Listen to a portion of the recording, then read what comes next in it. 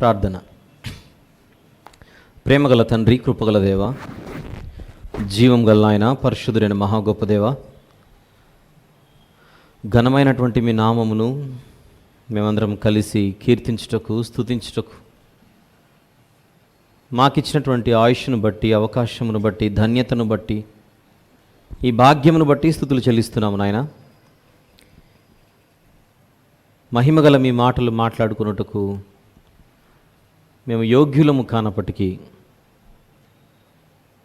మహాకృపచేత మా జీవితాలపై మీ కనికరాన్ని కుమ్మరిస్తూ శ్రేష్టమైనటువంటి మీ మాటలు మేము నేర్చుకున్నట్టుకు మాకు ఇస్తున్నటువంటి ఈ చక్కని తరుణమును బట్టి స్తుతులు చెల్లిస్తున్నాం నాయన. ఈ కొద్దిసేపు మేము మాట్లాడుకున్న ప్రతి మాట కూడా మా జీవితాలలో గొప్పగా పనిచేసి ఫలించులాగున సహాయం చేయమని మీ ప్రియ కుమారుడు, మా అందరి ప్రభు, ప్రియ రక్షకుడైన యేసుక్రీస్తు ప్రభు వారి పరిశుద్ధమైన నామములు ప్రార్థన సమర్పిస్తున్నాము తండ్రి. ఆమెన్.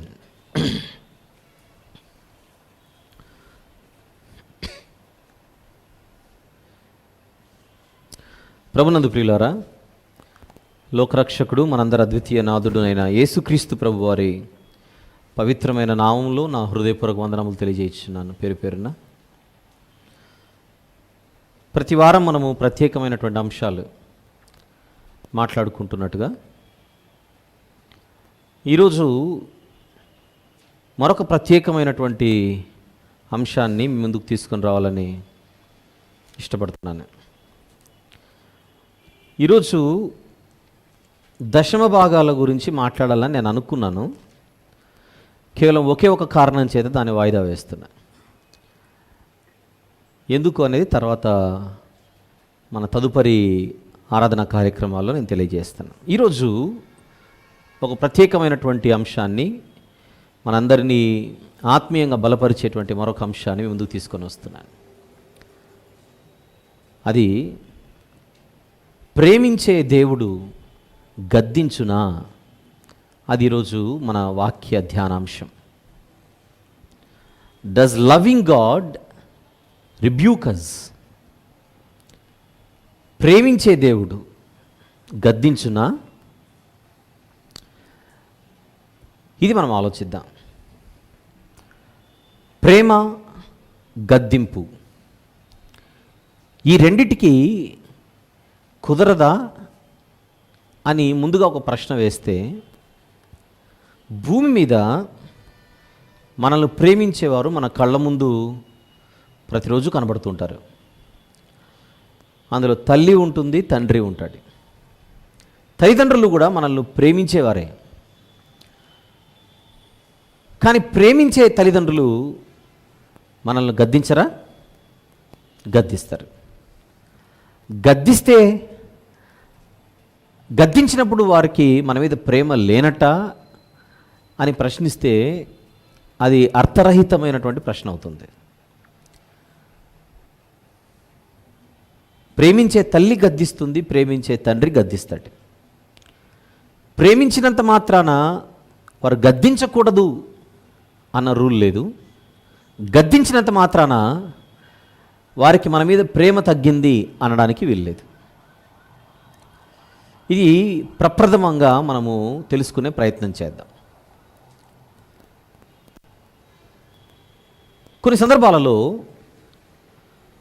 వారు గద్దించేటప్పుడు వారి మీద మనకు ఒక చిన్నపాటి విసుగు రావచ్చు, కోపం రావచ్చు. మన చిన్నతనంలో మన తల్లిదండ్రులు మనల్ని గద్దించిన దాఖలాలు మనకు జ్ఞాపకమే. దెబ్బలేసిన సందర్భాలు మనకు జ్ఞాపకమే. ఆ క్షణాన వారి మీద మనకు కోపం వస్తుంది, ఎందుకు అరుస్తోంది, ఎందుకు కొడుతున్నాడు అని. కానీ దాని రిజల్ట్ చాలా కాలం తర్వాత మనము దాన్ని చూసి దాన్ని నెమరు వేసుకుంటాం. ఆ రోజే కనుక మా నాన్న నా మీద ఒక దెబ్బ వేయకపోయి ఉంటే ఆ క్షణాన ఈరోజు నేను మరోలా ఉండేవాడినేమో అని గొప్పగా చెబుతాం. మళ్ళీ అరిచినందుకు, కొట్టినందుకు విసుక్కున్న మనమే చాలా కాలం తర్వాత దాని గురించి గొప్పగా చెబుతాం. కానీ ఆ గద్దింపు జరిగేటప్పుడు మనము భవిష్యత్తును అర్థం చేసుకోలేం. ఇది సహజంగా మన నిత్య జీవితంలో జరిగేదే. గద్దింపు ఎప్పుడు మనకు ఇబ్బందిగానే ఉంటుంది, గద్దింపు ఎప్పుడు మనకు కఠినంగానే ఉంటుంది. కానీ దాని వెనుక మంచి మనకు వెంటనే అర్థం కాదు. అలాగే బడిలో పాఠాలు చెప్పే ఉపాధ్యాయులు కూడా బెత్తం తీసుకుంటారు. బెత్తం తీసుకొని అవసరమైనప్పుడు పిల్లల్ని మందలించినప్పుడు ఆ పిల్లలు ఏమనుకుంటారు? కొన్ని సందర్భాల్లో కొందరు శాడిస్టులు అయితే నన్ను కొట్టిన ఈ టీచర్ చచ్చిపోతే వీళ్ళేమో అనుకుంటారు. అనుకున్న దాఖలాలు కూడా ఉన్నాయి. కానీ అదే విద్యార్థి చాలా కాలం అయిన తర్వాత అదే టీచర్ గురించి, అదే మాస్టర్ గారి గురించి సగర్వంగా చెప్పుకుంటుంటారు. ఒకప్పుడు ఈ మాస్టర్ గారు నన్ను కొట్టాడు కనుక నేను సెట్ అయ్యానని. సుమారు ఒక 25-30 సంవత్సరాల కిందట కలరా అనేది కొన్ని ప్రాంతాలను బాగా వణికించింది. ఆ టైంలో మేము చదువుకునేటువంటి బడికి పక్కనే గవర్నమెంట్ హాస్పిటల్ ఉండేది. మా స్కూల్లో స్ట్రిక్ట్ ఇన్స్ట్రక్షన్స్. మీరు వెంట హాస్పిటల్ అనగానే పెద్దగా ఉంటుంది. ఆ హాస్పిటల్కి ఒక గ్రౌండ్ లాంటిది ఉండేది. బ్రేక్ టైంలో వెళ్ళి అక్కడ ఆడుకునేవాళ్ళం మేము. కానీ కలరా ఎప్పుడైతే స్ప్రెడ్ అవుతుందో, ఆ హాస్పిటల్లో కలరా పేషెంట్స్ ఎక్కువ మంది అయిపోతుండడంతో స్కూల్లో మాకు స్ట్రిక్ట్ ఇన్స్ట్రక్షన్స్, మీరు వెళ్ళి ఆడుకోకూడదు అక్కడ. వాళ్ళు చెప్పినంత మాత్రాన మనం వింటామా? వినంగా అలా పాపం చాలా గట్టిగా చెప్పారు కానీ స్టూడెంట్సే వినలేదు. ఆ తర్వాత వెళ్ళి కలరా ఉన్నా కూడా వెళ్ళి ఆడుకున్నారు. అప్పుడు ఒక మాస్టర్ గారు ఆడిన వాళ్ళందరినీ పిలిపించాడు. ఆడిన వాళ్ళందరినీ రమ్మన్నాడు. వరుసగా నిలబెట్టాడు. నిలబెట్టి ఏం చేసి ఉంటాడు? కొట్టుడులో 3 రకాలు ఉంటాయి, తెలుసు కదా మీకు. కొట్టుడు, సితక్కొట్టుడు, సావుగొట్టుడు. ఈయన 3వ డిగ్రీ ఉపయోగించాడు. ఆ రోజు తిట్టుకున్నారు ఆ సార్ని, ఆ మాస్టర్ గారిని. మామూలుగా తిట్టుకోలేదు అందరూ కూడా. అంత తిట్టుకున్న తర్వాత ఆయన ఎవరిని కేర్ చేయలేదు. మీరు తిట్టుకుంటే తిట్టుకొని సావండి అని. కొట్టుడైతే సావుగొట్టుడు కొట్టాడు. ఆ టైంలో, ఆ స్టేజ్లో మేము ఆడుకుంటే ఈయనెందుకు కొట్టాడు అన్న ఆలోచన వచ్చిందే కానీ అక్కడ ఆడుకోవడానికి వెళ్ళడం వలన పిల్లలకు అంటుకునేటువంటి ఆ భయంకరమైన వ్యాధి గురించి విద్యార్థులకు అర్థం కాలేదు. కానీ తర్వాత కొంచెం మెచ్యూరిటీ వచ్చిన తర్వాత ఆయన కొట్టకపోయి ఉంటే తర్వాత పరిస్థితులు వేరేలా ఉండేవని తర్వాత అర్థమైంది. బడిలో ఉపాధ్యాయుడు మందలించినప్పుడు ఆ క్షణాన విద్యార్థికి ఇబ్బంది. ఇంట్లో తల్లిదండ్రులు మందలించినప్పుడు ఆ క్షణాన పిల్లలకు ఇబ్బంది. కానీ మందలింపు, గద్దింపు వెనుక ఒక మేలు ఉంటుందన్న సంగతి మనకు లేటుగా అర్థమవుతుంది. ఈరోజు నేను ఈ బైబిల్ కోర్సుకు సంబంధించిన మెటీరియల్ ప్రిపేర్ చేసేటప్పుడు నా మెటీరియల్ నేనే, ఇంగ్లీష్ అయితే నేనే తయారు చేసేసుకుంటాను. ఇంగ్లీష్ టైపింగ్ వచ్చు కనుక. ఈ మధ్య తెలుగు కూడా కొంచెం అవి వచ్చాయి కనుక తెలుగు కూడా నడుస్తుంది బండి. ఇంగ్లీష్ అయితే నేను చాలా స్పీడ్గా టైప్ చేస్తాను. అది నాకు చాలా ఉపయోగపడుతుంది ఈరోజు. కానీ ఆ టైపింగ్ నేను నేర్చుకోవడం కోసం చిన్నప్పుడు అంటే ఒక ఏజ్ వచ్చిన తర్వాత మా అమ్మ నన్ను మామూలు పోరు కాదు, అక్కడికి వెళ్ళి కూర్చొని నేర్చుకునేంతవరకు విడిచిపెట్టేది కాదు. బలి తిట్టుకునేవాడిని నేను మా అమ్మని. ఈ వెళ్ళి నేర్చుకోవచ్చు కదా, నన్ను నేర్చుకోమంటుందని.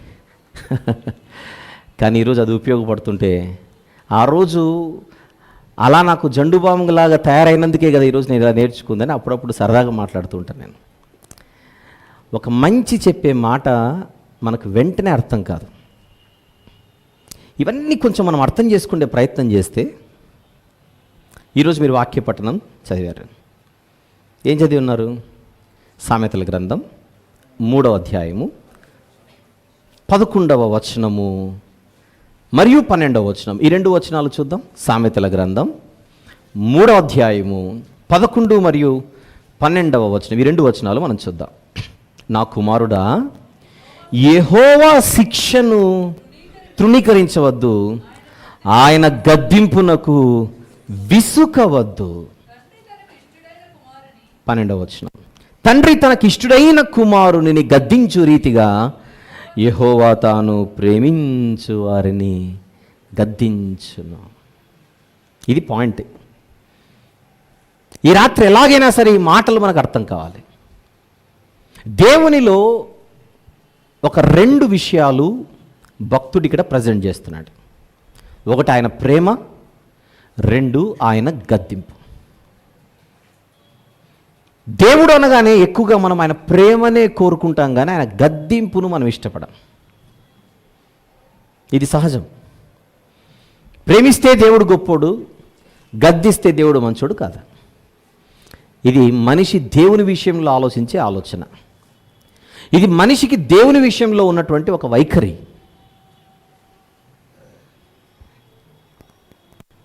పదకొండవ వచనం ఇంకొకసారి చదివి మంచి వివరణలోనికి వెళ్దాం. నా కుమారుడా, యెహోవా శిక్షను తృణీకరింపవద్దు. నెక్స్ట్ మాట, ఆయన గద్దింపునకు విసుకవద్దు. విసుకవద్దు అంటున్నాడు అని అంటే విసుక్కునే అలవాటు ఉందని చెబుతున్నాడా, విసుక్కునే అలవాటు లేకున్నా కూడా అలా చెప్పేస్తున్నాడా అని ఆలోచించండి ఒకసారి. దేవుని గద్దింపును, దేవుని శిక్షను విసుక్కునేటువంటి మనుషులు ఉన్నారు కనుక ఈ మాట రాయించాడా పరిశుద్ధాత్ముడు? అవుననే సమాధానమే మనకు రావాలి. ఇంతకు మనిషి దేవుణ్ణి విసుక్కుంటాడా అని ఆలోచిస్తే అసలు విసుక్కోంది ఎప్పుడని నేను అడుగుతున్నాను. మీకు విచిత్రంగా అనిపించిన అసలు మనిషి దేవునిని విసుక్కుకొనని సందర్భం ఎక్కడుంది చెప్పండి. అన్ని అనుకూలంగా ఉంటేనే దేవుడు మంచోడు దాదాపుగా. నిజానికి చరిత్ర అంతటా ఎక్కువగా డేంజరస్ జోన్లో ఉంది ఎవరంటే దేవుడే. ఎందుకు? ప్రతి మాటకు మనం పంచాయతీలోనికి లాగే దేవుణ్ణే. It is absolutely true. ఉదాహరణకు మనం అనుకున్నది జరగలేదనుకోండి, మనకు వెంటనే గుర్తొచ్చేది ఎవరు? ఏమైనా అనడానికి? దేవుడే. అనుకున్నది జరగనప్పుడు ఎవరైనా వచ్చి మనకు దేవుని గురించి చెప్పారనుకోండి, ఊరుకోండి బాబు, మీరు ఏం దేవుని గురించి మాట్లాడతారు కానీ, బాగా చెప్తారు కానీ, ఆ దేవుని నమ్ముకుని ఇంతవరకు వచ్చింది నేను. ఆ దేవుని నమ్ముకున్నందుకు ఇంత అయింది నాకు. ఇన్ని పాటలు పాడాను, ఇన్ని ప్రార్థనలు చేశాను, ఇన్నిసార్లు నేను సభలకు వెళ్ళాను, ప్రతి ఆదివారం మందిరానికి వెళ్తాను. ఏం జరిగింది? ఏం జరిగింది అట అని రివర్స్ క్వశ్చన్ చేస్తారు. ఇందులో అవమానకరంగా మాట్లాడుచున్నది మనిషి ఎవరి గురించి? దేవుని గురించే. దేవుని గురించి. ఏం దేవుడోనండి అన్న మాట మన నోట వచ్చింది అనంటే మనం దేవుణ్ణి తగ్గించేసామని అర్థం.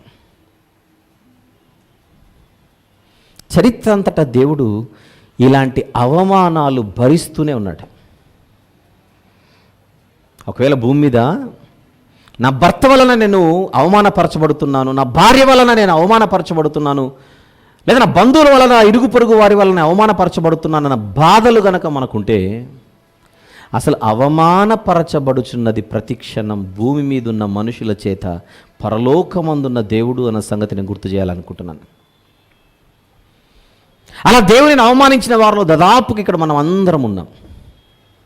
కాకపోతే ఒక్కొక్కరిది ఒక్కొక్క సందర్భం, ఒక్కొక్కరిది ఒక్కొక్క మాట, ఒక్కొక్కరిది ఒక్కొక్క వేషం.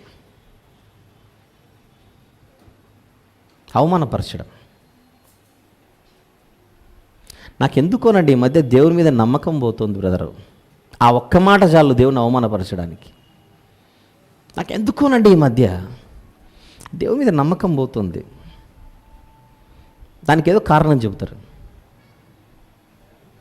అదే మాట నేను అంటున్నాను, కట్టుకున్న భర్త దగ్గరికి వెళ్ళి చెప్పండి, ఈ మధ్య మీ మీద నాకు ఎందుకు నమ్మకం పోతుంది అనంటే తర్వాత చూద్దురు కానీ. అదే మాట భార్య దగ్గరకు వచ్చానండి, వంట చేసేటప్పుడు వచ్చి నీ మీద నాకు నమ్మకం పోతుందంటే తర్వాత వంట తిని బతకండి చూద్దాం.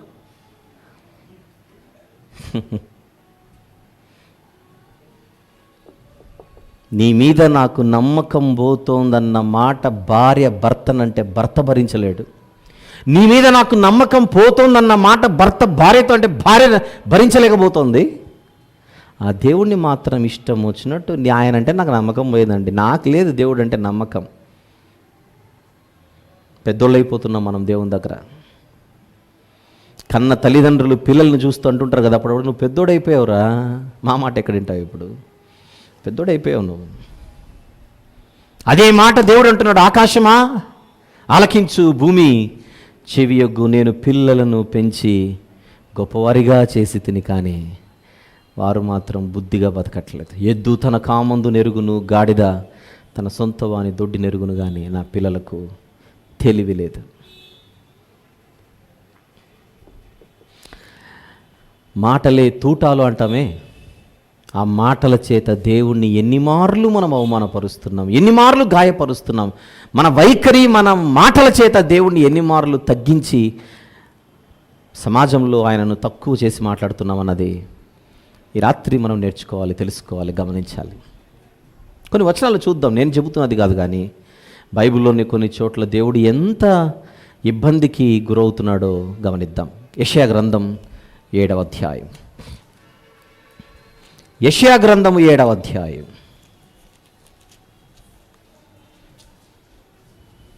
13వ వచనము చూద్దాం ఒకసారి. యెషయా గ్రంథము 7వ అధ్యాయము 13వ వచనము దయచేసి. 7:13 యెషయా గ్రంథం. అతడు ఇలాగు చెప్పాను, దావీదు వంశస్థులారా వినుడి, మనుష్యులను విసికించుట చాలదనుకొని నా దేవుని కూడా విసికింతురా. దేవుని కూడా విసిగిస్తారా మీరు? విసిగించడంలో మనిషి నంబర్ 1 అన్నమాట. మనిషికి ఉన్న ఒక భయంకరమైన అలవాటు ఏంటి? విసిగించడం. అసలు మనకు విసిగించడం అనే రోగం ఉన్నట్టే తెలియదు కదా మనకున్న రోగాలలో పెద్ద పెద్ద రోగాలు, ఆ పెద్ద పెద్ద రోగాలలో ఒకటి విసిగించుట. కానీ అది రోగం అని తెలియదు మనకు. ఎలా విసిగిస్తాం? కట్టుకున్న వారిని విసిగిస్తాం, మనల్ని కన్నవారిని విసిగిస్తూ ఉంటాం ఏదో ఒక రీతిన. ఆ విసిగిపోయేటప్పుడు మనం అనే మాట ఏంటి? ఈ భరించలేనండి. చిన్న జీవితంలో కొద్ది కాలము ఒకరు విసిగిస్తేనే ఆ విసుగును మనం భరించలేకపోతే, దేవుడు ఇన్ని కోట్ల మంది తన పిల్లలు తరతరాలుగా విసిగిస్తుంటే విసిగిపోతూ భరిస్తున్నాడనంటే ఆ దేవుని గురించి మనం ఏమని ఆలోచించాలి, ఎంతని ఆలోచించాలి?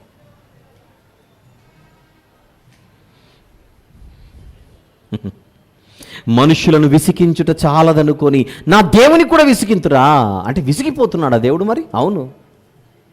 విసుగు చెందుట వలన బాధ.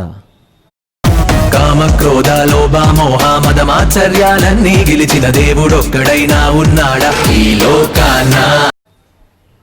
విశ్వాసులుగా ఉండమంటే విసిగించేవారిలాగా మారిపోయాం మనం. 43వ అధ్యాయం, అదే యెషయా గ్రంథము 43వ అధ్యాయం 22వ వచనము చూద్దామా. యెషయా గ్రంథము 43వ అధ్యాయం 22వ వచనం. యాకోబు, నీవు నాకు మొర్ర పెట్టుట లేదు, ఇశ్రాయేలు నన్ను గూర్చి నీవు విసిగితివి కదా, విసిగిపోయావు కదా, నేనంటే నీ విసుగు వచ్చింది కదా.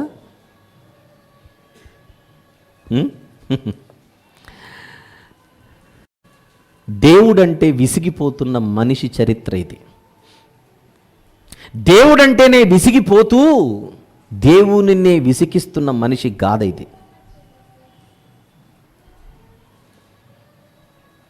ఈ జబ్బు ఏ స్థాయి నుంచి ఉంటుందో మీకు అలా నేను క్లూ ఇస్తానో ఇక ఆలోచించండి. మన ఇంట్లో మన పిల్లలు, మనము కన్న పిల్లలు టీవీ ముందు గంటల తరబడి కూర్చుంటారు. మొబైల్ తీసుకొని గంటల తరబడి కూర్చుంటారు. అలా టీవీ చూసేటప్పుడు వాళ్ళ భుజం అలా తట్టి ప్రార్థన చేసుకుందామని పిలవండి, తర్వాత మీకు చుక్కలు చూపిస్తారు. ప్రార్థన చేసుకుందామని పిలవండి. గంటల తరబడి చూడమంటే చూస్తారు, గంటల తరబడి ఆడమంటే ఆడతారు, గంటల తరబడి ఎగరమంటే ఎగురుతారు. కానీ ప్రార్థన, పాటలు, వాక్యము అన్న పేర్లు ఎత్తండి, ఇవేవి పడవు. అలాంటి అనుభవాలు ఏమైనా మీకు ఎదురయ్యాయా మీ కుటుంబాల్లో? లేదండి అంటారా? ధన్యులు మీరు, ధన్యులు మీరు. కానీ మీరు కొంచెం కన్నేసి గమనిస్తే లోక సంబంధమైన వాటి మీద ఉన్నంత ఆసక్తి మన కుటుంబంలో మనము కన్న పిల్లలకే ఉండదు. అలాంటి పిల్లలను పట్టుకొని మనం అంటాం పిల్లలట దైవములట. మార్చేద్దాం ఇప్పుడు. పిల్లలు దయ్యాలు, భూతాలు, పిశాచులు. ఎందుకు? దేవుడంటే ఆసక్తి లేని వారు దైవముతో సమానమా, దయ్యంతో సమానమా? దయ్యాలే. దేవుడంటే ఆసక్తి లేని పిల్లలు దైవాలు ఎలా అవుతారు?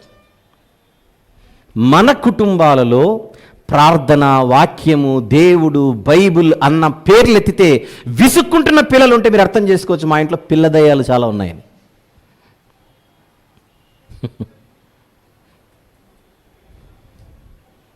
విసుగు. మనం గమనించాం ఇది ఒక రోగమని, ఇది ఒక ఆత్మీయ జబ్బు. యాకోబు నన్ను గూర్చి నీవు విసికితివి కదా. ఏ స్థాయిలో కనపడుతుంది దేవుడు అంటే విసుగు? పిల్లల స్థాయిలోనే, బాల్య స్థాయిలోనే మనకు దేవుడు అంటే విసుగు చెందే ఒక తత్వం కనపడుతుంది. చూడండి, వదిలేండి. యవ్వన దశ, మొక్కగా ఉన్నప్పుడే వినని వాళ్ళు మ్రానైన తర్వాత దాదాపుగా యవనస్తులు అయ్యారు అని అంటే చేయి దాటిపోయినట్టే. ఇక వాళ్ళ గురించి ఆలోచించండి, వాళ్ళ గురించి ఆలోచించండి. కొన్ని సందర్భాల్లో క్రైస్తవ కుటుంబాలలో ఉండే యవన పిల్లల గురించి మనం మాట్లాడితే చాలా బాధ అవుతుంది, చాలా దుఃఖం అవుతుంది. వాళ్ళ వేషాలు, వాళ్ళ అవతారం ఏంటో అర్థం కాదు. ఇక్కడ ఒక కమ్మ సరిపోలా, ఇక్కడ ఒక కమ్మ సరిపోలే, ఇంక మొత్తం ఇట్లా వేసుకొని బతకొచ్చుగా. ఇది అవతారాలు ఈరోజు, ఇది అవతారాలు ఈరోజు. మగపిల్లల అవతారాల గురించి మాట్లాడుతున్నాను. భయంకరమైన దురలవాట్లు, చెడు స్నేహాలు కదా. యవ్వన ప్రాయంలోనే కొంతమంది పిల్లల దగ్గర నిలబడితే భరించలేము ఆ వాసనకు. అలవాటైన వాసనలు, కొన్ని దురలవాట్లకు అలవాటు పడి వచ్చినటువంటి వాసనలు అవి.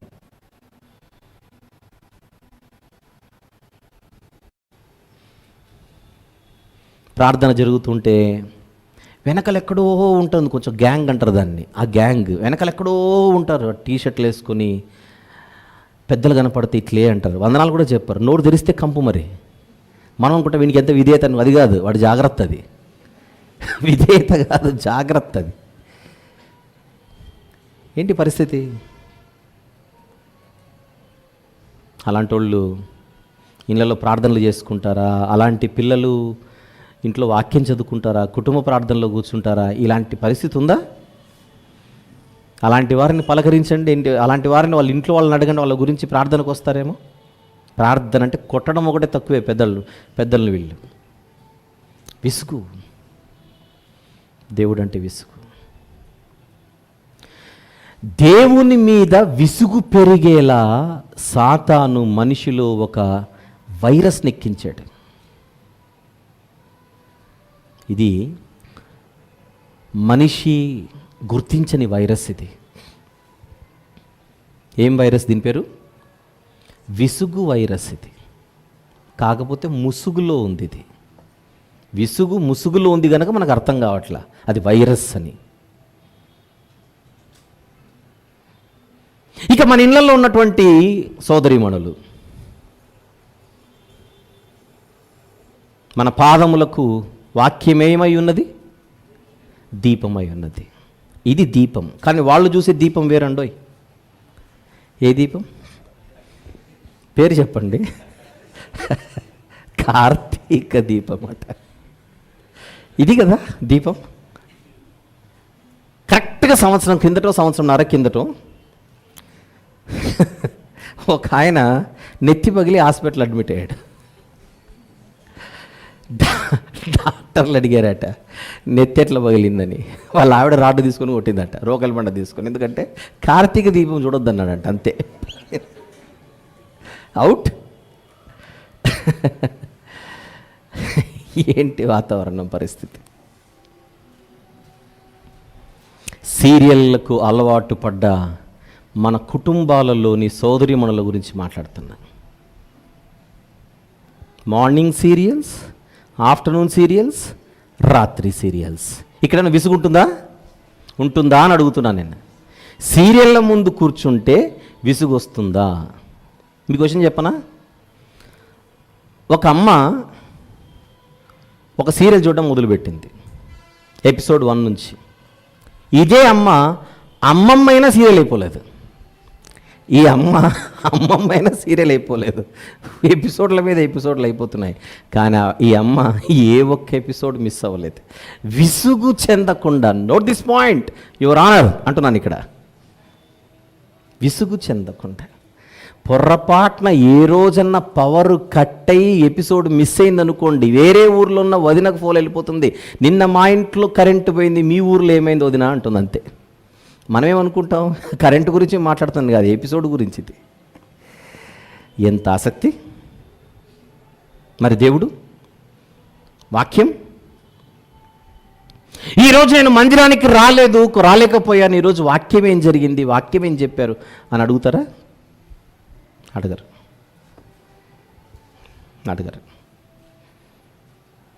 ఆసక్తి లేదు. అలా పురుషుల నుండి స్త్రీల వరకు, పిల్లల నుంచి యవనస్తుల వరకు దేవుడంటే ఈరోజు మనకు విసుగు. ఆ విసుగుతో దేవుణ్ణి గాయపరుస్తున్నాం, ఆ విసుగుతో దేవుణ్ణి ఆయాస పెట్టుచున్నాం. దేని చేత ఆయాస పెట్టుచున్నాం?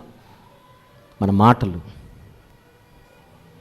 మలాకి గ్రంథం 2వ అధ్యాయం, మలాకి గ్రంథం 2వ అధ్యాయం 17వ వచనము చూద్దాం. మలాకి గ్రంథం 2వ అధ్యాయం 17వ వచనం. మీ మాటల చేత మీరు యెహోవాను ఆయాస పెట్టుచు, దేని చేత ఆయనను ఆయాస పెట్టుచున్నామని మీరు అడుగుచున్నారే. ఆయాస పెట్టుచు మేమెప్పుడు ఆయాస పెడుతున్నాం, విసిగిస్తూ మేమెప్పుడు విసిగిస్తున్నాం.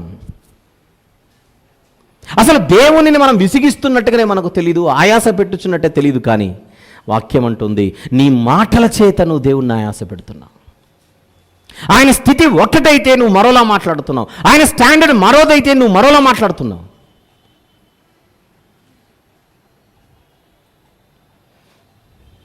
చాలాసార్లు చెప్పాను, పరీక్షల్లో పాస్ అయిన తర్వాత బైకులు అడుగుతారు పిల్లలు, ఇంట్లో డిమాండ్. కొనికపోతే గగ్గోలు పెట్టి ప్రళయాన్ని సృష్టిస్తారు. వాడి పోరు తట్టుకోలేక ఇంట్లో తల్లో తండ్రో వానికి ఒక బైక్ కొనిస్తే, మామూలు బైక్ అడుగుతాడు వీడు,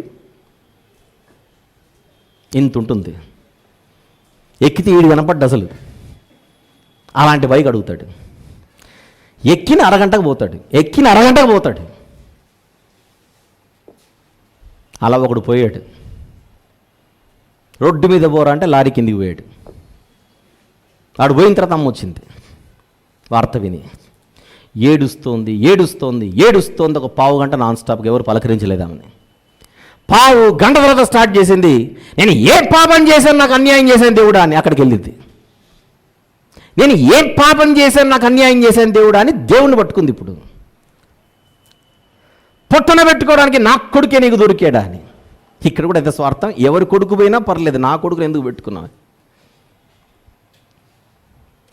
ఎవరు అన్యాయం చేసింది వాడికి? దేవుడు చెప్పాడు బైక్ కొనిమని. పావు కిలో మాంసం లేకపోయినా పల్సర్ కొనిచ్చి అన్యాయం చేసింది మీరు. పోయాడు దేవుడు. ఏం జరిగినా దేవుడే. కావయి మాటలు, మీ మాటల చేత మీరు యెహోవాను ఆయాస పెట్టచ్చు. అప్పులండి దేవుడు ఎప్పుడు తీరుస్తాడో ఏమో. చేసేటప్పుడు దేవుని అడిగి తీసుకుని రాలేదుగా. దేవుడు ఈరోజు అప్పు తీసుకోవడానికి వెళ్తున్నాను, వెళ్ళనా అని అడగల. ఇచ్చేవాడున్నాడు, తెచ్చుకున్నాం అంతే. ఇంకా దేవుని దగ్గర పట్టుకుంటా, నువ్వు తీర్చు. తీరకపోతే దేవుడు మంచోడు కాదు. ఏమని మాట్లాడుకుంటున్నారు? మలాకి 2:17లో దుర్మార్గులు యెహోవా దృష్టికి మంచివారు అనుకొని మాట్లాడుతున్నారట. వారి యందు ఆయన సంతోషపడును.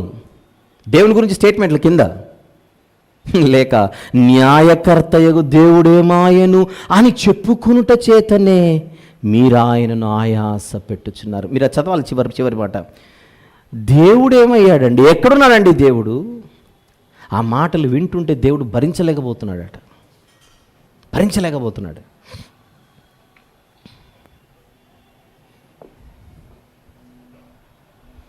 నీకు పుట్టడం వలనే నా బతుకు ఇట్లా ఏడ్చిందని ఒక్క మాట అంటే చాలు తండ్రి చచ్చిపోవడానికి. నీ కడుపున పుట్టానే, అది నా కర్మ అన్నాడు అనుకోండి. ఒక బిడ్డ ఒక తల్లిని చూసి ఆ తల్లి గుండె లక్షణాన పగలవు. ఎంత మాట అన్నవరా నువ్వు, ఎంత మాట అన్నవరా అని. కొన్ని సందర్భాల్లో తల్లిదండ్రులు కూడా అన్యాయం చేస్తారు పిల్లలకి. అన్యాయము చేసే తల్లిదండ్రులే ఆ మాటలు భరించలేకపోతే ఎంత ప్రేమ మనం అంటే దేవునికి. లెక్కించలేనన్ని తలంపులు కలిగి మన ఎడల ప్రతిక్షణం మన మీదే కనుదృష్టి ఉంచి మనమంటే పరితపించిపోయే దేవుణ్ణి పట్టుకొని మనం మాటల చేత ఎంత వేదనకు గురి చేస్తున్నామో మనకు అర్థం కావట్లా. బయట వాళ్ళ సంగతి వదిలేయండి, మనమే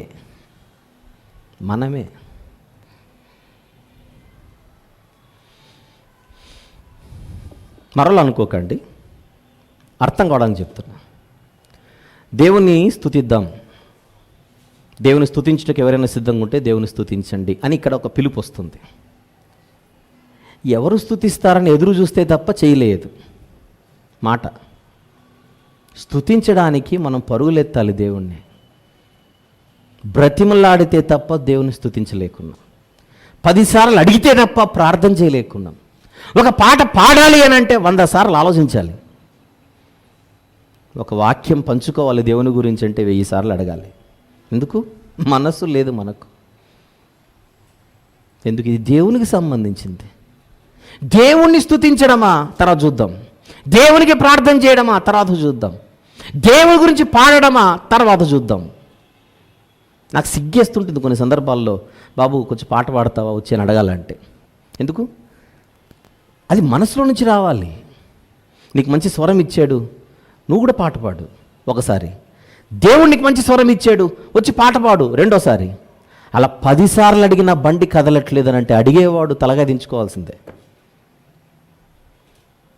ఒకవేళ 11వ వచ్చి పాడినా ఎవరి కోసం పాడతాడు? ఈ పోరు తట్టుకోలేక పాడతాడు. వచ్చి పాడి మైక్ చెల్లిపోతే పాడాం కదా, ఇంక అయిపోయింది కదా, మళ్ళీ ఇంకొకసారి అడక్కన్నట్టు. అది పరిస్థితి. అడుక్కోవాలా? బ్రతిమలాడితే తప్ప మనము దేవుని కార్యాలను అడుగు పెట్టలేకపోతున్నాం. భూమి మీద ఉన్న ఒక సేవకుడే దీన్ని అవమానంగా ఫీల్ అయితే ఆ సేవకుడిని తన సేవ కొరకు వాడుకుంటున్న ఆ పరమదేవుడు ఎంత అవమానంగా ఫీల్ అవ్వాలి. సమూయేలు గారి దగ్గరకు వచ్చి ఇశ్రాయేలీయుల పెద్దలు అంటున్నారు, నువ్వు వృద్ధుడైపోయావు, ఇక నీకు చేత కాదు మాకు న్యాయం తీర్చడానికి. సకల జనుల మర్యాద చొప్పున మాకు ఒక రాజు కావాలి. దానికి సమూయేలు గారు తెగ ఫీల్ అయిపోతే, నువ్వు ఫీల్ కాకు సమూయేలు, వాళ్ళు అంటుంది నిన్ను కాదు నన్ను అన్నాడు దేవుడు. వాళ్ళు అంటుంది నిన్ను కాదు నన్ను. తమను ఏలకుండా వారు నన్ను విసర్జించిరి.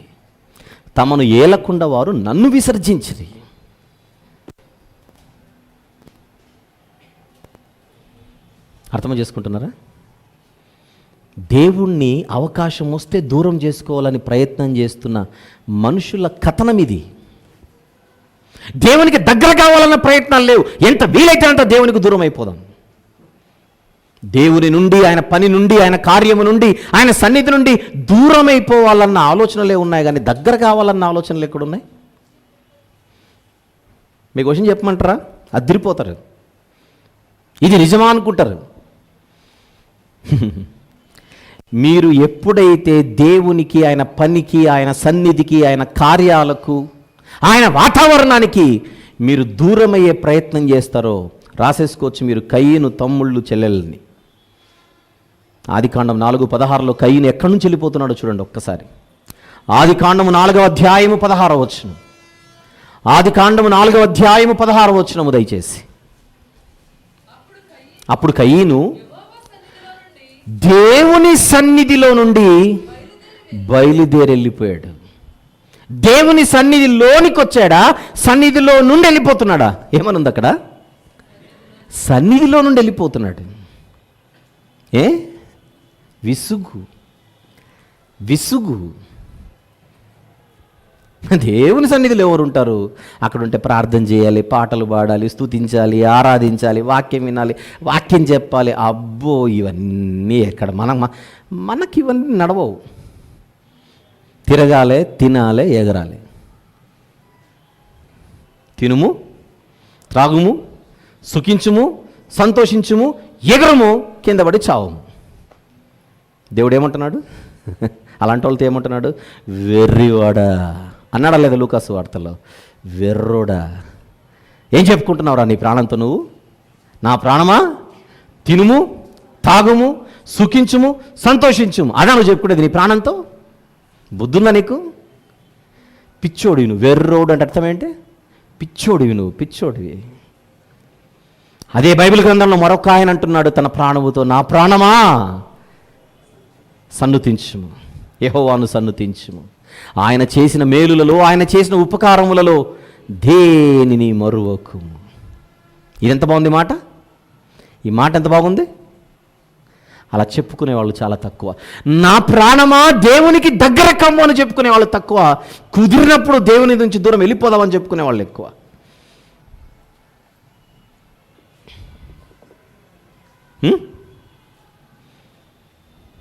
కొన్ని సందర్భాల్లో మనం దేవుని కార్యక్రమాలను గొట్టి, దేవుని కార్యక్రమాలను వాటిని పక్కన పెట్టి మనం వెళ్ళిపోతుంటాం. అప్పుడు మన ప్రాణం గిలగిల కొట్టుకోవాలి. ఈరోజు దేవుని పనికి నేను మొదటి ప్రాధాన్యతనివ్వకుండా నా వ్యక్తిగత పనుల కోసం నేను కేటాయిస్తున్నాను ఈ సమయాన్ని మన ప్రాణం కొట్టుకోవాలి. జరుగుతోందలా? అందరూ తమ సొంత కార్యములనే చూచుకొనుచున్నారు కానీ యేసుక్రీస్తు కార్యములను చూచటలేదు. లోకస్తులు అలాగనే ఉండి సంఘస్థులు అలాగనే ఉంటేలా? దీని అర్థం మనలో కూడా ఎక్కడో విసుగు అనే వైరస్ ఎంటర్ అయిపోయి సెటిల్ అయిపోయింది. గుర్తించాలి.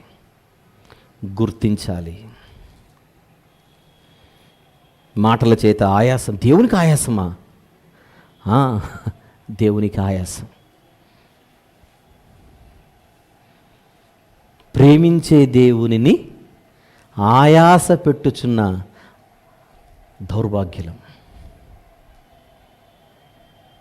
ఆయన వేదన, ఆయన బాధ, ఆయన దుఃఖం, వీటన్నిటికి మించి మన ద్వారా ఆయన పొందుతున్నటువంటి అవమానం ఏదైతే ఉన్నదో దాన్ని ఎంత వర్ణించినా తక్కువే.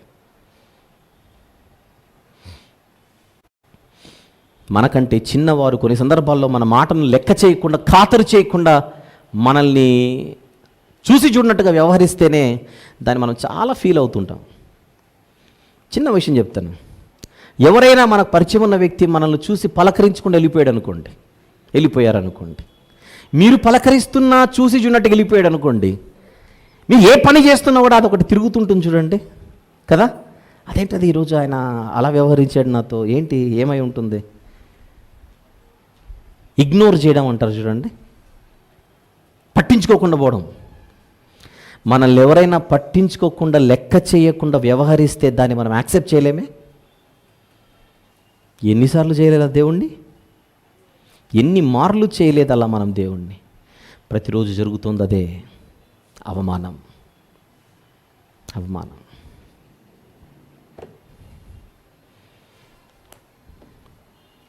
అలాంటప్పుడు దేవుడు మనల్ని ఆ అవమానాన్ని భరిస్తూ మరలా మనలను తన యొద్దకు చేర్చుకోవడానికి కోసం కొన్ని సందర్భాల్లో ఆయన గద్దిస్తూ ఉంటాడు. ఏం చేస్తుంటాడు దేవుడు? గద్దిస్తూ ఉంటాడు. ఆ గద్దింపునకు విసుక్కోవడం అనేది ఒక ఆప్షన్, ఆ గద్దింపుకు తలదించడం అనేది మరొక ఆప్షన్. ఆ గద్దింపు కొన్ని సందర్భాల్లో ఒక చిన్న మోతాదులో ఉంటుంది, అదే గద్దింపు కొన్ని సందర్భాల్లో కొంచెం గట్టిగానే ఇచ్చి మనం నిలబెట్టడం కోసం దేవుడు కొన్ని కార్యాలు చేస్తాడు. నువ్వు సెట్ అవ్వాలి అనేది దేవుని యొక్క ఆలోచన మనిషి గురించి. అలా ఒక భక్తుడి గురించి ఈరోజు నేను మాట్లాడాలనుకుంటున్నాను. ఈ భక్తుడు ఒకానొక సందర్భంలో చేయరాని తప్పు చేసేసాడు. ఎవరి భక్తుడు అని బైబిల్ చదివితే ఆయన దేవునికి ఇష్టుడు అన్న పేరు కలిగినవాడు. కోన్ హే? దావీదు. ఇష్టానుసారుడైన మనుషుడట. ఆ ఇష్టుడే ఒకరోజు దేవుణ్ణి ఆయాస పెట్టాడు, గాయపరిచాడు. చూడరాని దృశ్యం చూశాడు, చేయరాని కార్యం చేశాడు, దేవుణ్ణి బాధ పెట్టాడు. ఆయనంటే దేవునికి చాలా ఇష్టుడు. ఆ ఇష్టుడే దారి తప్పాడు. సామెతల గ్రంథం 3:11 దేవుడు ఎవరిని గద్దిస్తాడని రాయబడింది. సామెతలు 3:11 చూడండి. 11-12 వచనం. 11-12 వచనములు. సామెతలు 3:11 చదవండి. నా కుమారుడా, యెహోవా శిక్షను తృణీకరింపవద్దు, ఆయన గద్దింపునకు విసుగవద్దు. 12వ వచనం. తండ్రి తనకిష్టుడైన కుమారుని గద్దించు రీతిగా యెహోవా తాను ప్రేమించు వారిని గద్దించును. ఇప్పుడు తప్పు చేసింది ఎవరు? ఇష్టుడు, దావీదు గారు. ఇష్టుడు తప్పు చేస్తే దేవుడు ఇప్పుడు ఏం చేయాలి? గద్దించాలి. గద్దింపుల్లో రకరకాలు ఉంటాయి. దేవుడు ఒక్కొక్కరిని ఒక్కొక్క సందర్భంలో ఒక్కొక్కలా గద్దిస్తాడు. ఇప్పుడు దావీదు గారిని కూడా గద్దించబోతున్నాడు. కానీ ఆ గద్దింపు మనం ఊహించనిది. ఈవెన్ దావీదు గారు కూడా ఊహించనిది. అదే ఊరియా భార్య అయిన బత్షెబా మరియు దావీదు, వీళ్ళిద్దరికి పుట్టిన బిడ్డను దేవుడు తీసేసుకున్నాడు. చెప్పండి, దావీదు గారికి పుట్టిన ఆ బిడ్డను దేవుడు ఏం చేశాడు? తీసుకున్నాడు. ఎలా తీసుకున్నాడు అన్నది బైబిల్లో రాయబడింది, కానీ తీసుకున్నాడు అన్నది నిజం. మనం అలా మాట్లాడితేనే దేవుడు అర్థమవుతాడు. మొత్తెను అనే పదం ఉంటుంది. ఆ బిడ్డను మొత్తాడు చూడండి అని అనుకోకూడదు. ఇక్కడ ఆయన తీసుకున్నాడు.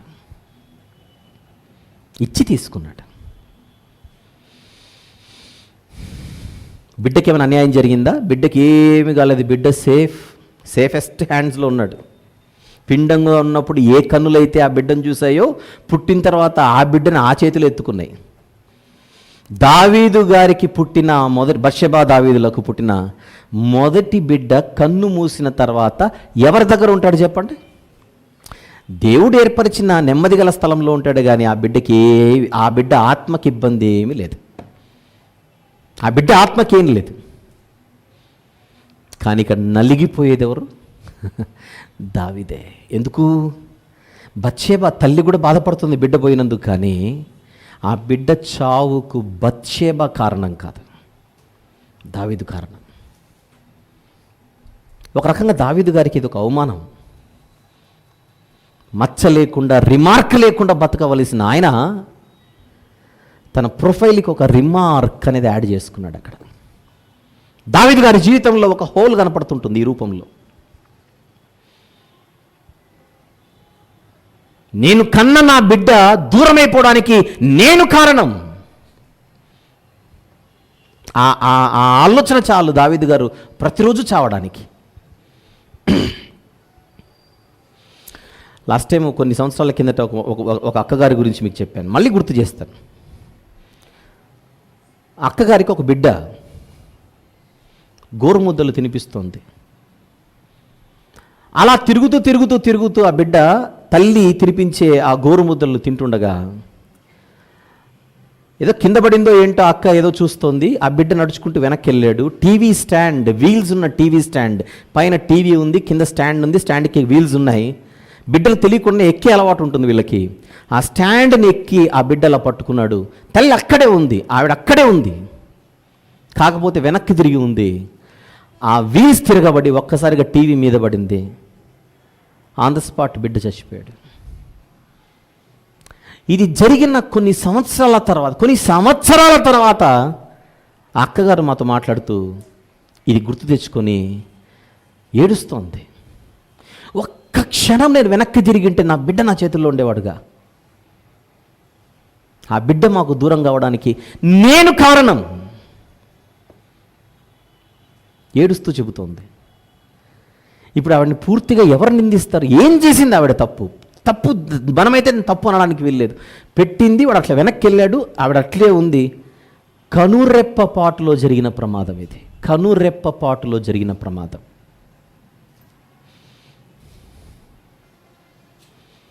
ఎంత కుమిలిపోతుంది. ఇప్పుడు ఆవిడ నిలబెట్టి నీ వల్లనే బిడ్డ చనిపోయాడు అనడానికి ఎవ్వరూ ఏమీ లేదు. కారణం అది యాక్సిడెంట్. అది మరి దావీదు గారిది యాక్సిడెంట్ కాదు, ఇది తెలిసి చేసిన తప్పు. నీ బిడ్డ నీకు దూరం అవ్వడానికి నీ తప్పు. ఏడ్చాడు. ఆ బిడ్డ బ్రతికే అవకాశాలు తక్కువగా ఉన్న వాతావరణం కనిపించగానే ఈ తండ్రి అయిన దావీదు ఏడుస్తున్నాడు. అన్నం మానేశాడు, అనగా ఆహారం తినట్లేదు, ఉపవాసం ఉన్నాడు, కన్నీటి ప్రార్థన, ఉపవాస ప్రార్థన చేస్తూనే ఉన్నాడు. అసలు చుట్టూన్న సేవకులందరికీ కూడా ఈయనకేమైనా అవుతుందేమో అని భయపడిపోతున్నారు, ఈయనకేమైనా అయిపోతుందేమో అని భయపడిపోతున్నారు. ఇష్టుడు చేస్తున్న ప్రార్థనది. నా ఇష్టానుసారుడైన మనుషులని దేవుడు ఎవరి గురించి కితాబునిచ్చాడో ఆ ఇష్టుడు చేస్తున్న ప్రార్థన మేఘాలు దాటట్లేదు. ఈ ప్రార్థన పైకి వెళ్ళట్లేదు, అసలు వినట్లేదు దేవుడు. నువ్వు ఇష్టుడైనా నీ ప్రార్థన నాకు నచ్చట్లేదు, నీ పరిస్థితి బాగలేదు, నిన్ను గద్దించాలని నేను డిసైడ్ అయిపోయాను. దేవుడు తాను ప్రేమించు వారిని ఏమి చేయును? గద్దించును. ఏడ్చి వారం రోజుల తర్వాత సేవకులు గుసగుసలాడుకుంటున్నారట. దావీదు గారికి మ్యాటర్ అర్థమైపోయి వాళ్ళు ఎందుకు గుసగుసలాడుకుంటున్నారు? విషయం కనుక ఆయనకు చెప్తే ఆయనకు హార్ట్ అటాక్ వస్తుంది, వీళ్ళు భయపడుతున్నారు. ఆయనకు మ్యాటర్ అర్థమై బిడ్డ ఏమైనా చనిపోయాడా అని అన్నాడు. అవును రాజా అని చెప్పడానికి కూడా వణికిపోతున్నారు. ఈయన ఎక్కడ గుండెలు పగులుతాయని అంత ఏడిచాడు వారం రోజులు. మరి వినలేదు. బిడ్డ కన్ను మూసాడు అంటే అర్థం ఏంటి? దేవుడు దావీదు గారి ప్రార్థనలు ఆలకించలేదు. ప్రార్థన ముఖ్యమే, కానీ అది అంగీకరింపబడేలా ఉండాలన్నమాట. మనం ఆశ్చర్యపోతాం. బైబిల్లో దేవుడు ఎవరెవరి ప్రార్థనలు ఆలకించలేదని చూస్తే నిజంగా ఆశ్చర్యపోతాం. ఇక్కడ దావీదు గారి కన్నీటి ప్రార్థన, దావీదు గారి ఉపవాస ప్రార్థన, గడప దాటట్లేదు ప్రార్థన. పరలోకానికి చేరడం తర్వాత గడప దాటట్లేదు ప్రార్థన. వారం రోజులు చేసిన, ప్రతి నెల సెకండ్ సాటర్డే కాదు, వారం అంతా చేసిన ప్రార్థన ఇది వెళ్ళలేదు. అంటే దేవుడు అమాయకుడు కాదన్నమాట. మనం ఎలా పడితే అలా ప్రార్థన చేసి, ఎలా ఉన్నా మనం ప్రార్థన చేస్తే దేవుడు అంగీకరిస్తాడనడానికి అమాయకుడు కాదన్నమాట. ఈ విషయం చెప్పమంటారా? మోషే గారు కనానుకు ఇశ్రాయేలీని నడిపించడానికి ఐగుప్తు సింహాసనాన్ని వదులుకొని వచ్చినవాడు. దేవుని పిల్లలతో శ్రమను అనుభవించుటయే మేలని బయలుదేరి వచ్చినవాడు. అంతఃపురమా అరణ్యమా అని అడిగితే అరణ్యానికే ఓటేసి వచ్చినవాడు. ఆనందమా అవమానమా అనంటే అవమానాలకే జైగొట్టొచ్చినవాడు. నా ఇల్లంతటిలో నమ్మకమైన వాడని దేవుని చేత సర్టిఫికెట్ పొందినవాడు. అలాంటి మోషే గారు ఒకరోజు చిన్న తప్పిదం చేశాడు. ఆ తప్పిదానికి దేవుడు విధించిన శిక్ష నువ్వు కనాను వరకు వస్తావు కానీ కనానులోనికి రాలేవు. కనాను వరకు నడిపిస్తావు కానీ కనానులోనికి నడిపించావు. ఇది శిక్ష, యెహోవా వేసిన శిక్ష. దానికి మోషే గారు ఏం చేశారు చెప్పనా? వీలైనప్పుడంతా ప్రార్థన చేశాడు, ప్రభువా ఆ ఒక్క తప్పు నన్ను మన్నించి నేను కనానులో అడుగు పెట్టేలా చేయి ప్రభువా. బ్రతిమలాడుకున్నాడట దేవుణ్ణి, బ్రతిమలాడుకున్నాడు మోషే గారు. ఆ ప్రార్థనలు విని, మోషే గారి ప్రార్థనలు విని దేవుడు విసిగిపోయి ఒకరోజు ఆన్సర్ ఎలా ఇస్తున్నాడో చూడండి. ద్వితీయోపదేశకాండము 3వ అధ్యాయం. ద్వితీయోపదేశకాండము 3వ అధ్యాయం 25-26 వచనములు. దయచేసి ఎవరైనా 25-26 వచనములు. నేను ఆ దరికి వెళ్ళి యోర్దాను అవతలనున్న ఈ మంచి దేశమును, మంచి మన్యమును, ఆ లెబానోనును చూచునట్లు దయచేయమని నేను యెహోవాను బ్రతిమాలు. అద్దరికి వెళ్ళి, లోపలికి కూడా కాదు, ఆయన అడుగుతున్న క్వశ్చన్ చూడండి. అద్దరికి వెళ్ళి, తర్వాత మళ్ళీ చదవండి 25వ వచనం అండి. యోర్దాను అవతలనున్న ఈ మంచి దేశమును, మంచి మన్యమును, ఆ లెబానోనును చూచునట్లు దయచేయమని నేను యెహోవాను బ్రతిమాలు కొనగా. దానికి ఆన్సర్ ఎట్లా వస్తుంది చూడండి. యెహోవా మిమ్మును బట్టి నా మీద కోపపడి నా మనవి వినకపోయేను. మనవి వినలేదట. ఎవరి మనవి? మోషే గారి మనవిని పక్కన పెట్టేశాడు దేవుడు. ఎలా ప్రార్థిస్తే చెప్పండి, ఎలా ప్రార్థిస్తే? బ్రతిమలాడుకున్నాడట. ఇంతకెవరు? ఇల్లంతటిలో నమ్మకమైన వాడు. ఏం చేశాడు? బ్రతిమలాడుకున్నాడంటే కాళ్ళు పట్టుకున్నాడు. ప్రభువా అంగీకరించు ప్రభువా, నన్ను చూడనివ్వు ప్రభువా, అక్కడ వరకు పోనివ్వు ప్రభువా. వినకుండా దేవుడు ఏం చేశాడు చూడండి. నెక్స్ట్ మాట, మరియు యెహోవా నాతో ఇట్లా నేనేమని, చాలు ఇకను ఈ సంగతిని గూర్చి నాతో మాట్లాడవద్దు. ఇంక మాట్లాడక దీని గురించి, ఇంకొకసారి దీని గురించి నాతో మాట్లాడకూడదు. అదే టోన్లో చెప్పింటాడా, చాలు మోసెస్, ఇకను ఈ సంగతిని గురించి నాతో మాట్లాడొద్దు అని అంటాడా? ఏంటి టోన్ ఏంటి? ఇక మాట్లాడక నీవు ఇంకొకసారి నువ్వు దీని గురించి మాట్లాడకూడదు అంటే it is a serious warning. అది మోషే గారికి. ఇప్పుడు మనం బుద్ధిమంతులైతే ఏం చేస్తాం? మోషే గారు కూడా అనిపించుకున్నాడు మనలాగానే అని అనుకోకూడదు. మోషే గారినే అన్నాడంటే నేనెంత అనుకోవాలి? అంతేనా? బుద్ధిమంతులైతే ఏమనుకుంటాం? మోషే గారికే చివాట్లు తప్పలేదు, ఇంకా ఆఫ్టర్ ఆల్ నేనెంత? మనం బతుకంత కష్టపడినా మోషే లాంటి సర్టిఫికేట్ పొందలేం మనం. ఎంత గొప్ప వాళ్ళ భక్తులు, గుండెలు వదులుతాయి. ఆ భక్తి ఎప్పుడు వస్తుందా మనకని. అలాంటి మోషే గారి ప్రార్థన పక్కన పెట్టాడు దేవుడు. నా ఇష్టుడు అని చెప్పుకున్న దావీదు గారి ప్రార్థనలు పక్కన పెట్టాడు. ఒక ఆయన బ్రతిమలాడుకున్నాడు, ఒక ఆయన ఏడిచాడు. ఆయన బ్రతిమలాడ్డను వినలేదు, ఈయన ఏడవడాన్ని చూడలేదు దేవుడు. మరి మన ప్రార్థనల సంగతి ఏంటి? ఆర్డర్లు ఇస్తుంటాం. బ్రతిమలాడుకి దిక్కులేదు, ఇక్కడ ఆర్డర్లు ఇస్తున్నాం. మనం ఆర్డర్లు ఇస్తున్నాం ఇక్కడ. చెయ్యి, మన అప్పు చేసేది. మనకు అసలు ఏం తెలియదండి. ఓవర్గా మనం చేస్తుంటాం. అంటే నేను ఓవర్ యాక్షన్ అంటే మీరు ఫీల్ అవుతారేమో, అనట్లేదు అంతే, మీరే అనుకోండి. మనం చాలా ఓవర్ చేస్తాం దేవుని దగ్గరకు వచ్చి. తెలియక దేవుడు ఆకాశం అందున్నాడు, మనం భూమి మీద ఉన్నాం. మన నోటిని అదుపులో పెట్టుకోవద్దు. మనం పాదాలు మోపిన నేలట దేవుని పేరెత్తితే వణికిపోతుంది. తీర్పు తీర్చుటకు యెహోవా నిలబడగా భూమి భయముతో వణికిపోయింది.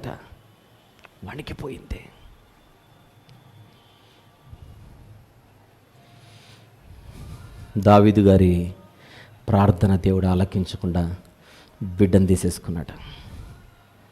గద్దింపు ఏ స్టైల్లో ఉంది? ఈ స్టైల్లో ఉంది. ఈ స్టైల్లో ఉంది.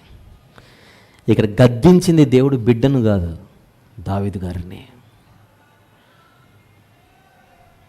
మీకు విషయం చెప్పనా? మీరు అంగీకరిస్తానంటే చెబుతాను, అంగీకరించకపోయినా చెబుతాను. దేవుడు గద్దిస్తే కొన్ని సందర్భాలలో మనకు బుద్ధి రావడానికి మనకు దగ్గరున్నోళ్ళను తీసుకొని వెళ్ళిపోయే అవకాశం ఉందన్నమాట. Note this point, note this point. అలాగని వాళ్ళకి అన్యాయం చేయడు. వాళ్ళని తీసుకునేటప్పుడు వాళ్ళకి ఎంత న్యాయం చేయాలో అంత న్యాయం చేసి వాళ్ళని తీసుకొని మనకు చూపిస్తాడు 70 mm. ఇది జరగాలని ఏమైనా ఉందా మనకు? ఇలాంటి కోరిక ఏమైనా ఉందా మనకు?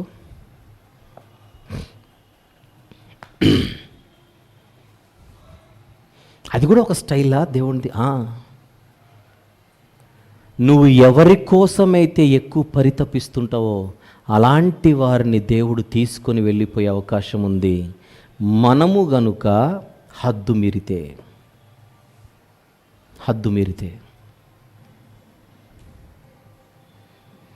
అది దావీదు గారి జీవితంలో జరిగితే ఆ సేవకులు విషయం చెప్పడానికి భయపడిపోతున్నారట. అప్పుడు దావీదు గారు అడిగారు, బిడ్డ చచ్చిపోయాడా? అవును రాజా. అప్పుడు దావీదు గారు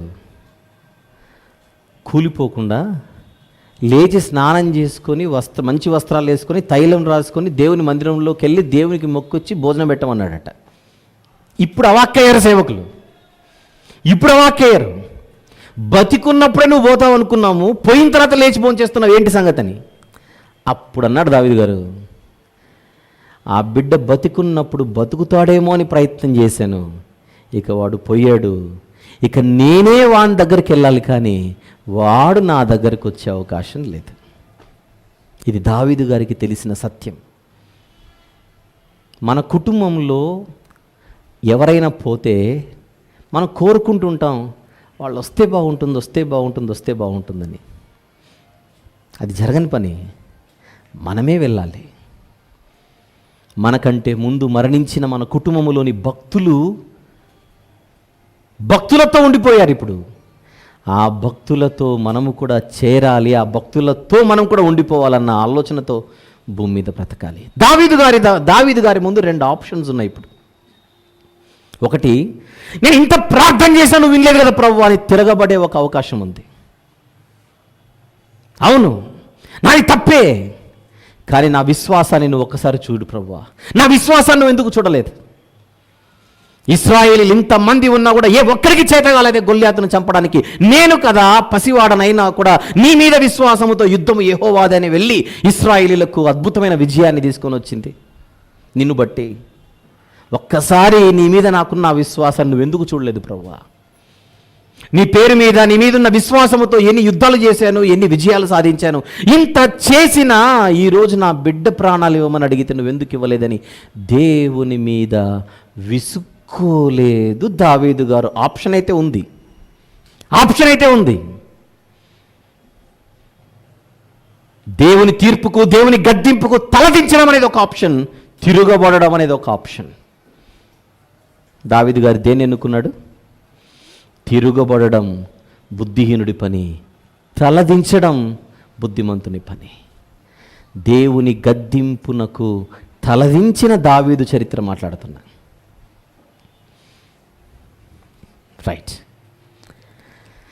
ఎప్పుడైతే దేవుడు విధించిన శిక్షను అంగీకరించాడో దావీదు గారు, అప్పుడు దేవుడు, నేను విధించిన గద్దింపునకు నువ్వు లోబడ్డావు గనుక, నేను విధించిన శిక్షను నువ్వు తృణీకరించకుండా స్వీకరించావు గనుక ఇప్పుడు నీకు ఒక బహుమానం ఇస్తానని మళ్ళీ ఒక పండంటి బిడ్డనిచ్చాడు దావీదు గారికి.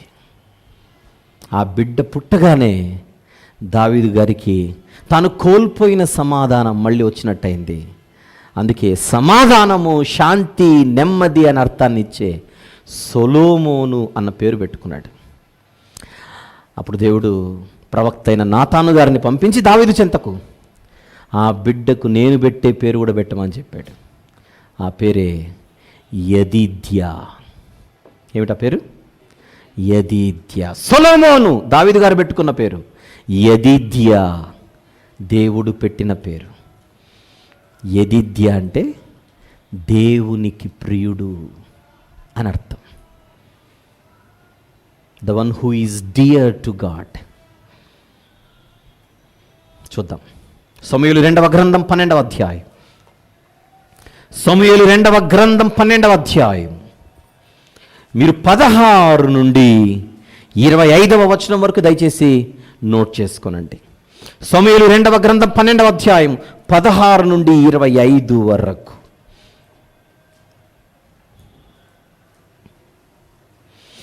20వ వచనం. అప్పుడు దావీదు నేల నుండి లేచి స్నానము చేసి తైలం పూసుకొని వేరు వస్త్రములు ధరించి యెహోవా మందిరములో ప్రవేశించి మ్రొక్కి తన ఇంటికి తిరిగి వచ్చి భోజనము తెమ్మనగా వారు వడ్డించిరి.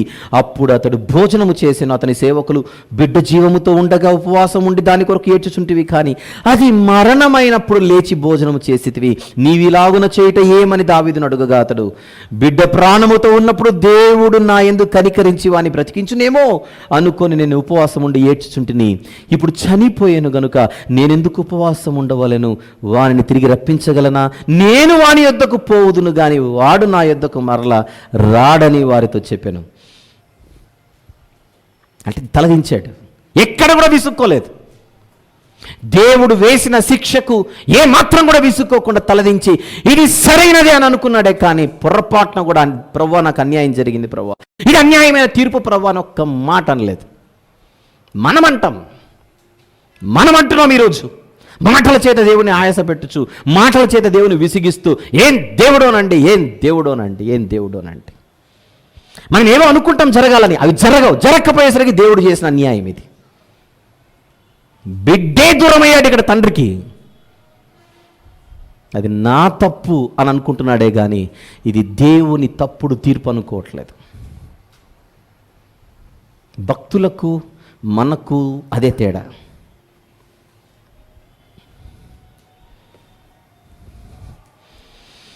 25వ వచనం. యెహోవా అతనిని ప్రేమించి నాతాను అను ప్రవక్తను పంపగా అతడు యెహోవా ఆజ్ఞను బట్టి యెదీద్యా అని అతనికి పేరు పెట్టాను. ఫుట్ నోట్లో దానికి అర్థం ఏంటి? యెహోవాకు ప్రియుడు. ఎవరినిచ్చాడు? దేవుడు ప్రియుణ్ణిచ్చాడు. దావీదు గారికి ఎవరినిచ్చాడు? నీ బిడ్డ నాకు ప్రియుడు, నాకు ప్రియుడిని నీకిచ్చాను, నాకు ప్రియమైన వాడిని నీకిచ్చాను. అంతేనా? దావీదు గారికి దేవుడిచ్చిన బహుమానం ఏంటి? తన ప్రియుడిని ఇచ్చాడు.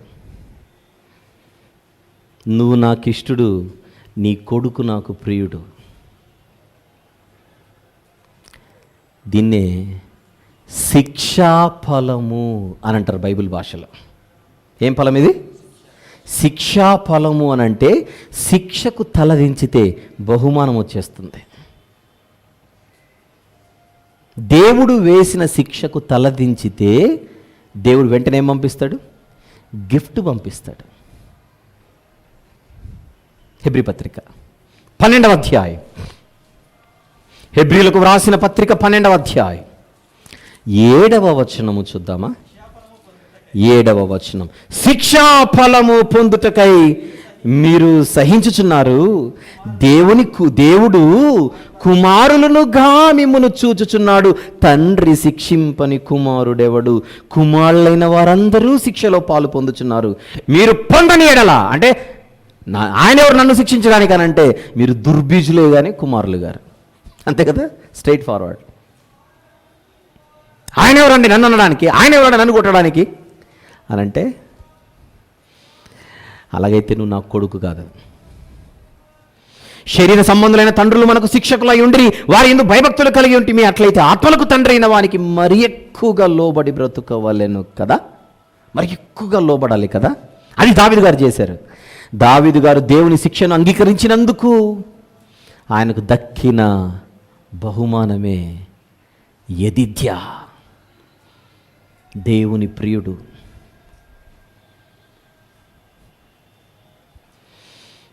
తండ్రి తాను ప్రేమించు వారిని గద్దించును. ఎంత గొప్ప వ్యక్తి అయ్యాడు ఈ ప్రియుడు! ప్రపంచ చరిత్రలోనే ఇంతకు మించిన జ్ఞాని లేడు అన్నంత గొప్పోడయ్యాడు. అయ్యగారు కూడా దారి తప్పాడు, మళ్ళీ యెదిద్యా కూడా దారి తప్పాడు. సొలొమోను మళ్ళీ దారిలోకి వచ్చాడు.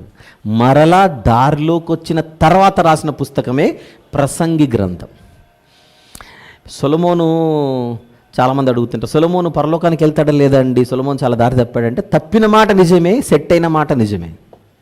తప్పు తెలుసుకొని దేవుని కాళ్ళు పట్టుకొని ఆయన అన్నీ అనుభవించిన తర్వాత వ్రాసిన పుస్తకమే ప్రసంగి గ్రంథం.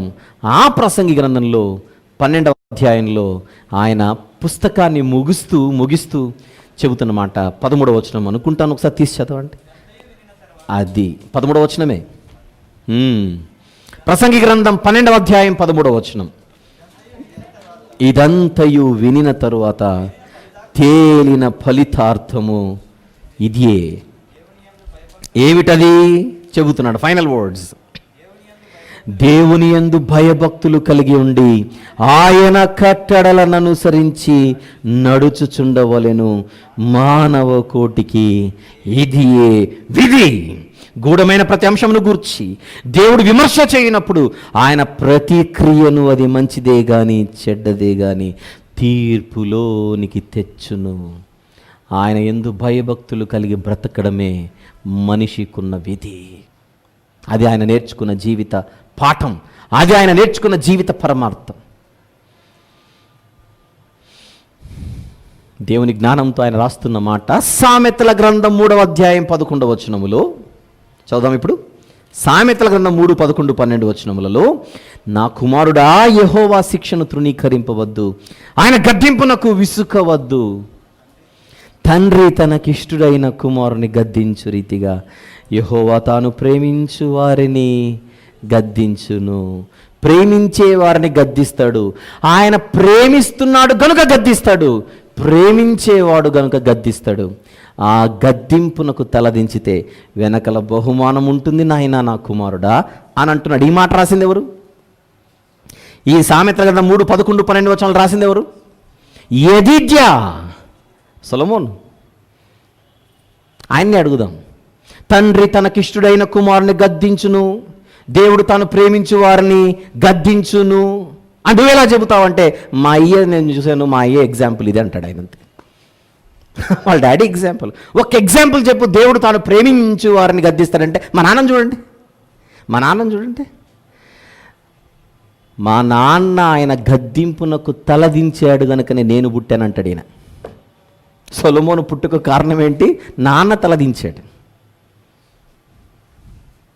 అంతేనా? అదే. మనం ఏం చేద్దాం? మనకు కూడా ముటిక్కాయలు వేస్తుంటాడు దేవుడు అప్పుడప్పుడు. లే నువ్వు దారి తప్పావు సెట్గా అని. అది ఏ రీతిగా అయినా ఉండొచ్చు. మన ఇళ్ళలో కూడా ప్రాణాలు తీస్తాడని కాదు ఇక్కడ. నీ ఆర్థిక స్థితిపై దెబ్బ కొట్టొచ్చు దేవుడు, నీ ఆరోగ్య స్థితిపై దెబ్బ కొట్టొచ్చు దేవుడు, నీ వ్యాపారములో డిస్టర్బెన్సెస్ చేయొచ్చు. నేను మళ్ళీ దేవుడిని శాడిస్ట్గా చూడకండి మీరు. గద్దింపది. మనం ఎన్ని పెట్టుకున్నా కూడా పనులు అవి జరుగుతూ ఉండవు. గడప వరకు వస్తాయి, వెళ్ళిపోతాయి. కొన్ని అలా జరుగుతుంటాయి చూడండి మన ఇళ్ళల్లో. ఏండి రేపటికి అయిపోతుందండి, నువ్వు ఎల్లుండి వచ్చాయంటావు అంతే. ఎల్లుండికి కూడా ఎండదు అది. ఏదో మనం కొన్ని అనుకుంటాం జరగాలని, అవి గడప వరకు వస్తూ ఉంటాయి, వెళ్ళిపోతుంటాయి. లోపలికి మాత్రం అడుగుపెట్టి జావు. ఎందుకా అనుకుంటే ఎక్కడో ఏదో జరిగింది, ఎక్కడో మనం దేవుణ్ణి బాధ పెట్టాం. మీరు కొన్ని సందర్భాల్లో గుర్తుపెట్టుకోండి, మనం అనుకున్నవి జరుగుతూ ఉండకపోతే ఎవరు కారణం అందరూ చూడకుండా నేను ఎప్పుడైనా దేవుణ్ణి ఎక్కడైనా బాధ పెట్టానా అని ఒకసారి వెనక్కి తిరిగి చూసుకోండి, ఇన్ని కనపడతాయి. అప్పుడు అర్థం కావాలి, ఓహో వీటిని బట్టే దేవుడు నా కార్యములు జరగకుండా చేస్తూ నా కళ్ళు తెరిపిస్తున్నాడు. నేను సెట్ కావాలన్నమాట, నేను సెట్ కావాలి. ప్రేమించే దేవుడు ఏం చేస్తాడు? గద్దిస్తాడు. మంచి కోసమా, కీడు కోసమా? మంచి కోసం, మేలు కోసం. దావీదు గారు చేయాల్సిన పని ఏంటి? ప్రభువా, నా తప్పైపోయింది ప్రభువా, శిక్షకు నేను పాత్రుడను ప్రభువా, 100% నేను శిక్షకు పాత్రుడను ప్రభువా, నీ దయ, నీ కృప. 51వ కీర్తన అదే రాశాడు ఆయన. 51వ కీర్తన అంతా నేను తప్పు చేశాను, నన్ను కడుగు ప్రభువా అన్నాడా లేదా? 51వ కీర్తన తీద్దాం ఒకసారి. 51వ కీర్తన దయచేసి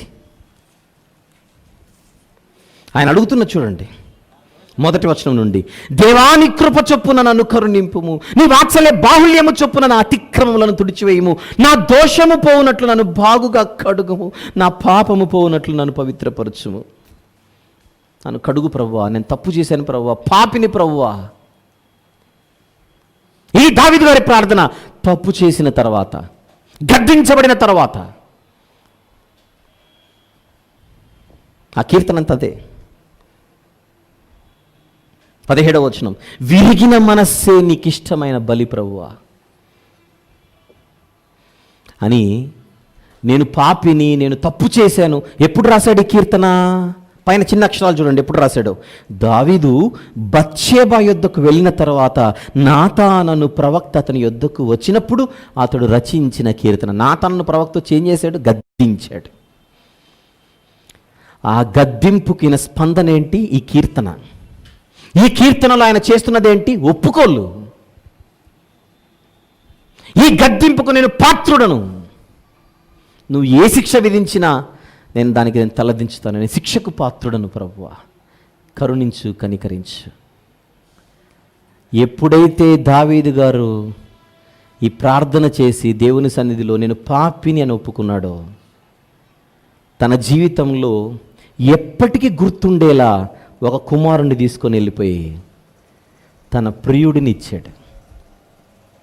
ఇచ్చి యెదిద్యా అని పేరు పెట్టమని చెప్పి, నీ తప్పును నేను క్షమించాను అనే సంకేతాన్ని దేవుడిచ్చాడు.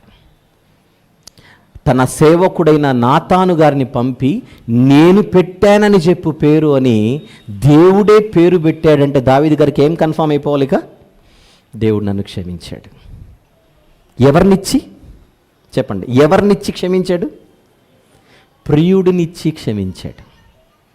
ఎవరిని క్షమించాడు? పాపిని క్షమించాడు. దావీదు గారిని. పాపిని ఎవరినిచ్చి క్షమించాడు? ప్రియుడినిచ్చి క్షమించాడు. ఇక్కడ ఎవరైనా పాపులు ఉంటే చేయొద్దండి. నేను ఎత్తాను 2 చేతులు. రైట్. ఇప్పుడు పాపులమైన మనకేం కావాలి? క్షమాపణ కావాలి. క్షమాపణ కావాలంటే ఏమని అడగాలి? నేను మంచోడిని కాదు ప్రభువా, నేను పాపిని. నువ్వు వేసే శిక్షకు నేను పాత్రుడను, పాత్రురాలను. నీ కృప ప్రభువా, నీ దయ ప్రభువా, నీ వాత్సల్యత ప్రభువా ఆయన కాళ్ళు పట్టుకుంటే అప్పుడు ఆ తండ్రి తన ప్రియుడిని మనకిస్తాడు. ఎవరి ప్రియుడు? యెదిద్యా అనకండి ఇప్పుడు. ఎవరి ప్రియుడు?